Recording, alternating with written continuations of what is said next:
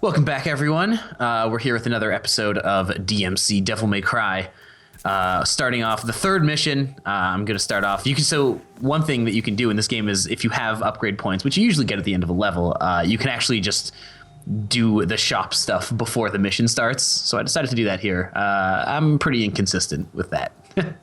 So what are you upgrading? Is this all combat stuff, I imagine? Oh yeah, everything is combat stuff for the most part. What am I doing here? Any like health upgrades?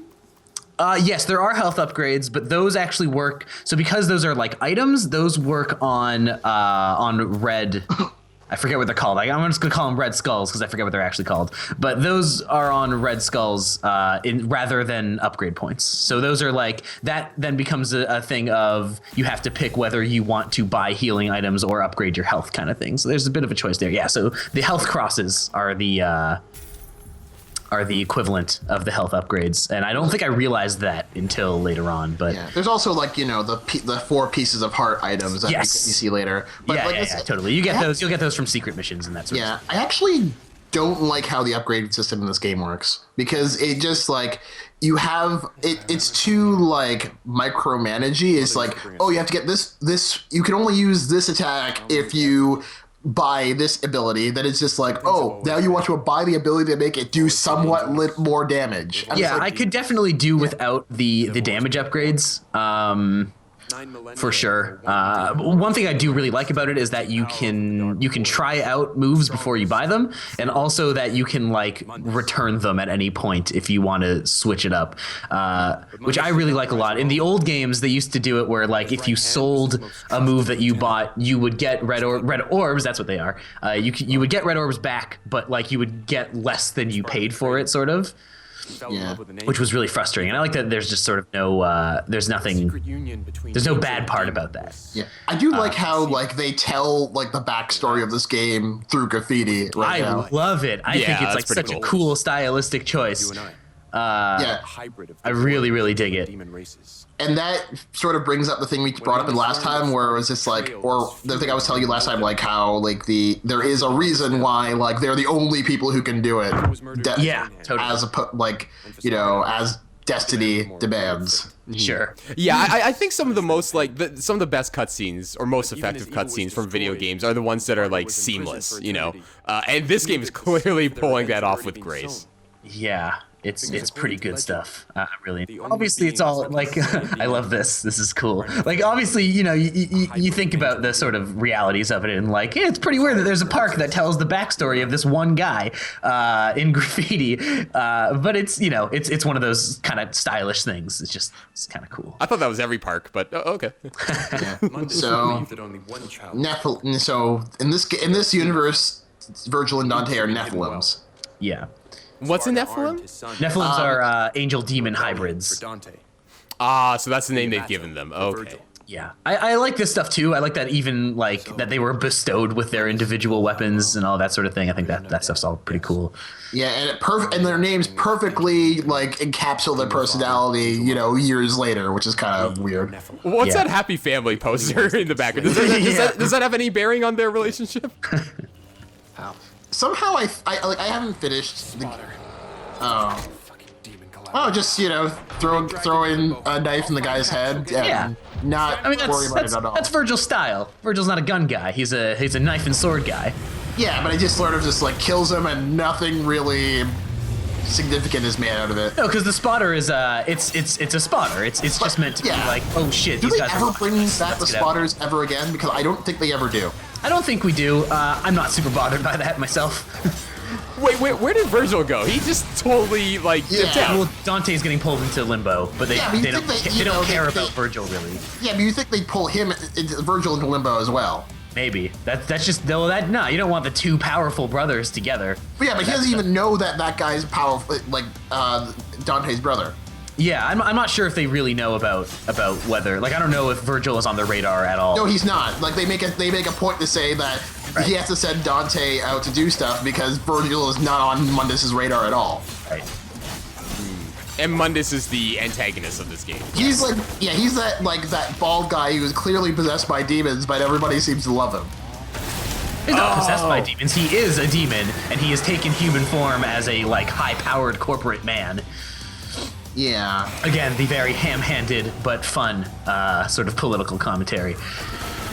So these guys are super annoying. These chainsaw dudes sort of have invincibility frames. Or not invincibility, but like stagger invincibility frames, so you have to sort of watch.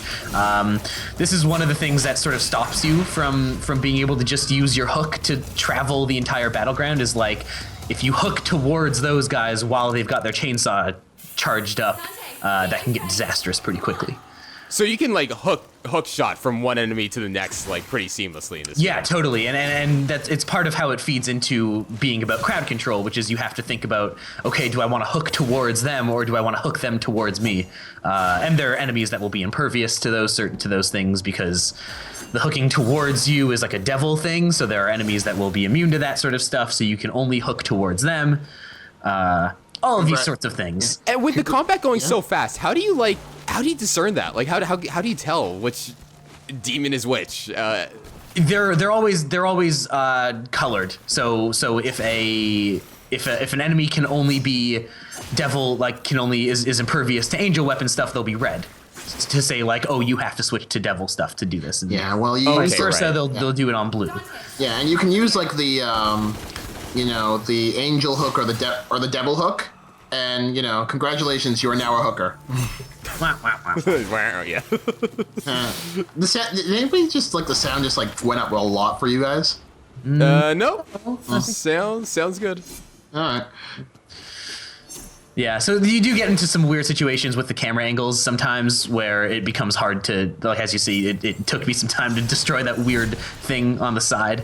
Sometimes the forced camera angles do that, which is a little bit of a shame, but it never gets too much. Right, because it fixes itself at certain points. But for the most part, the camera seems pretty okay. It's pretty stable. The camera does get away from you sometimes in this game. So on the versions that they put on the current gen consoles, like on the PS4, Xbox One, there was a definitive edition that came out, which unfortunately did not come out on PC, which is what I'm recording this on. Yeah. Though one thing that I do kind of call BS on here is like, you see how that like she spray painted the thing in the middle of the street when no one seems to care, and then the in Limbo the stage is kind of shifted and whatnot. Yeah. Out of considering how this is still the same to whatever her face is, no matter what, do you think she can't just literally walk over and just make another seal just right beside you? Oh no, because they established that the seals are only in specific areas. Like, it's like, oh, there is this one spot that is like a limbo sensitive area, so I have to put the thing there. Really? Yeah. They say that fairly, somewhat early on. It's a thing that's pretty easy to miss, but yeah, that is the justification for why they can't just go into limbo whenever. Which is kind of but later on, she just pretty much puts them wherever she wants, so that just kind of doesn't ring true. Well, you're in missions where it's like, hey, we know there's a thing here. Yeah. It's the gathering of intelligence. I know, but still. Oh well. Anyways, what I was going to say is that the camera can get away from you a little bit in this game at times, and in the new version, they actually they made the camera, from what I understand, they sort of updated the camera to keep up with you a little bit better, which would have been nice. A lot of those changes I wish did come over to the PC version, because that was also included all the DLC. It had this interesting thing where you could change it so that the scoring system was a little harsher and sort of more in line with the original Devil May Cry games, which I think is kind of an interesting change. Not really one that I'm particularly interested in doing myself, but an interesting thing to put in there. Oh, so yeah, I'm trying to figure out how to get this thing. Yeah, I when I was playing, I had the exact same reaction. I was trying to get through to there, and also that little vine where the white thing is. Yeah. And I tried for so long, I just gave up. Yeah, fair. Yeah, I mean, that's the thing. Sometimes you can go into this with the intention of exploring every nook and cranny and getting all those things, but my general approach tends to be like, hey, can I get that? No, I'm not going to spend a bunch of time trying to figure out how to get that, so let's just move on. Yeah. Well, especially because in this game, like you said, there's some moves that you get later on in the game that you may need to access something previously in the game. Yeah, I do think at this point in the game, you sort of have everything that you need. Like, you do have, I think this might be the point where you get the jump dash. Yeah, this is where you get the jump. Yeah, okay. So this is where you get the angel boost. So this is actually where you do sort of complete your movement stuff a little bit. And I know it's like, video games, but at the same time, like, you have to wonder why the blue rose is there. I mean, it made sense when he was exploring the mansion, but, like, why is it here of all places? Yeah, whatever. Video games. So hold on, as you said, I never asked. This is Wonderland sort of place. What is this? We do get a slight reveal near the end that this seems to be some sort of representation of his mother, like some sort of. All right, how much Naruto have you guys watched? Possibly enough. Okay, so you know how there's a whole thing in Naruto where it's like his mother and his father are like sort of inside of him? Right. I think it's something sort of like that, like sort of this thing of like his mother's personality has like nestled itself into some crevice of his mind. It's all kind of silly. And this is the representational form that it takes? Yeah, like this sort of is like his mother's domain, kinda. It's weird. Don't worry about it too much. I wish Dante could rail grind. Like when you landed on that stairs thing, I'm like, oh man, he's totally gonna. He didn't. I'm playing Sonic Adventure 2 here, Will. He'll never die. I don't think that they implemented this part of the system here. This is part of why I hate the platforming of this game and the whole boosting, then doing something else, and trying not to die in the middle of it. You know, I don't know. I haven't had. So I've played up to about mission 10 so far, and I actually haven't had a lot of problems with I find the platforming to be like, just sort of evocative enough that it's fun to do, but obviously not particularly challenging or anything. And sometimes it can be a little bit hard to judge those distances for sure. Yeah. Yeah, it doesn't seem like Dante's the perfect sort of character. That's not the right way to put it, but like it seems like the way he moves isn't really meant for like precise platforming, but it seems to work for this game's purposes. Yeah, it just sort of like breaks in the combat for the most part. It's just sort of these little traversal breaks, and like I said before, it's a way to have contextual QuickTime events. Well, to be honest, like I would say that it works. Like the problem I have with the platforming is like here it's not so bad, but there is. And later on, and in particular, this is just one level that just pissed me off when it came to platforming. Sure. Yeah. I have not had any of those problems yet, but I can see where those problems could stem from. For sure. I love the ranking system. Sorry, the earlier one when you got like double S's, and it just turned into sadistic. Yeah, it's great. Oh man, this game. Yeah. As I was playing through this game, because as I said, I've recorded a couple episodes of this, and that's mostly just because I was like, I think I just want to play this game more. If there's one thing though that kind of rubbed me the wrong way about this game is just that it has very bad music. It has. I mean, I'm not going to say the music is good, but it's appropriate to the style. It's appropriate, but it's entirely forgettable. Yeah, I mean, it's all just like sort of goth industrial metal kind of stuff. Again, that's quite in line with the series.